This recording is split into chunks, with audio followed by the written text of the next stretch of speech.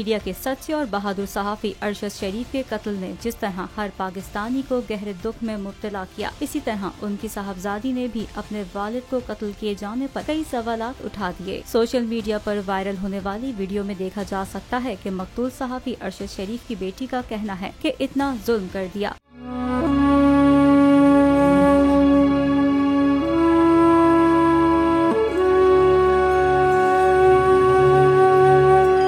अरशद शरीफ ने ऐसा क्या कर दिया था? क्या वो किसी के खिलाफ बात करता था और पाकिस्तान का साथ देता था? क्या इसीलिए इनको मार दिया? उन्होंने कहा, अब हम रुकने वाले नहीं, जितने लोगों को मारना है मारो। तुम लोग इतने जालिम हो, आपको मुल्क के साथ मोहब्बत नहीं है, बेगुनाह लोगों को शहीद करवा देते हो।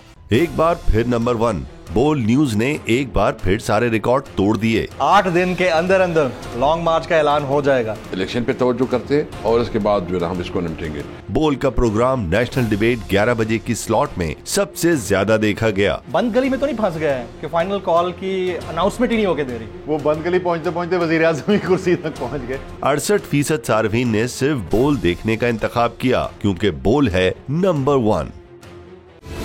सबसे बड़ी कवरेज, सबसे बड़े पैनलिस्ट, हमने तो बड़ी PMLN के वार सहे, वो भी बिला वजह। सबसे ज्यादा रिपोर्टर्स। इलेक्शन कमीशन की जानिब से कोई इंतजाम इतने अच्छे तरीके से नहीं किए गए।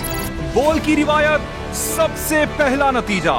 अहम खबर है बहावल नगर भी कप्तान का, PTI कामयाब, मुकम्मल गैर हतमी गैर सरकारी नतीजा सिर्फ बोल न्यूज पर। लम्हा बा लम्हा इलेक्शन की खबर सिर्फ बोल पर। सब्सक्राइब करें और बेल दबाएं ताकि कोई खबर रह न जाए।